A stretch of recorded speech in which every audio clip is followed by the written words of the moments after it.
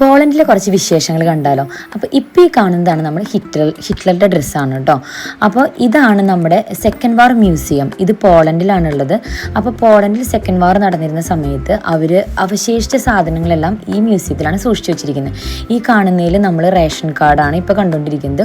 അതുപോലെ തന്നെ അന്നത്തെ ലോട്ടറി, ബൈക്ക്, മിലിറ്ററി ഓഫീസേഴ്സ് എഴുതിയ ലെറ്റേഴ്സ്, അവരുടെ ഫസ്റ്റ് എയ്ഡ്, പണ്ടത്തെ നഴ്സുമാരുടെ യൂണിഫോം, അങ്ങനെ തുടങ്ങിയ എല്ലാം നമുക്കിതിൽ കാണാം. ഒരുപാട് സാധനങ്ങൾ കാണാം കേട്ടോ. മിലിറ്ററി ഓഫീസേഴ്സിൻ്റെ പെട്ടികൾ, അവർ വീട്ടിലേക്ക് അയച്ച ലെറ്ററുകൾ, അവരുടെ ഫാമിലി ഫോട്ടോസുകൾ, അങ്ങനെ ഒരുപാട് സാധനങ്ങൾ. ഇത് കാണുമ്പോൾ നമുക്ക് ശരിക്കും ഭയങ്കര വിഷമമാണ് തോന്നിയിരുന്നത്. കാരണം അന്നത്തെ ഒരുപാട് കാര്യങ്ങൾ, അന്നത്തെ ആൾക്കാർ ഫേസ് ചെയ്തിരുന്ന കാര്യങ്ങൾ, അതെല്ലാം കാണുമ്പോഴും ഇതെല്ലാം വായിക്കുമ്പോഴും നമുക്ക് മനസ്സിന് അകത്തൊരു വിഷമമായിരുന്നു ഫീൽ ചെയ്തിരുന്നത്. ഇതുണ്ടോ പണ്ടത്തെ ആ ഒരു സൈക്കിള്, അതുപോലെ ഈ പെട്ടി, ലഗേജുകൾ ഒക്കെയാണ് ഇത് അവർ യൂസ് ചെയ്തിരുന്നത്. കുഞ്ഞു അവരുടെ ഷൂസ്, കുട്ടികളുടെ ഷൂസ്, അങ്ങനെ എല്ലാം ഉണ്ട് കേട്ടോ. പിന്നെ അതുപോലെ തന്നെ ഇതിൽ മെയിൻ തിങ്, ഇതിൽ നമുക്ക് ഏറ്റവും ഫീൽ ചെയ്തൊരു കാര്യമാണ് ഇപ്പോൾ വരാൻ പോകുന്നത്.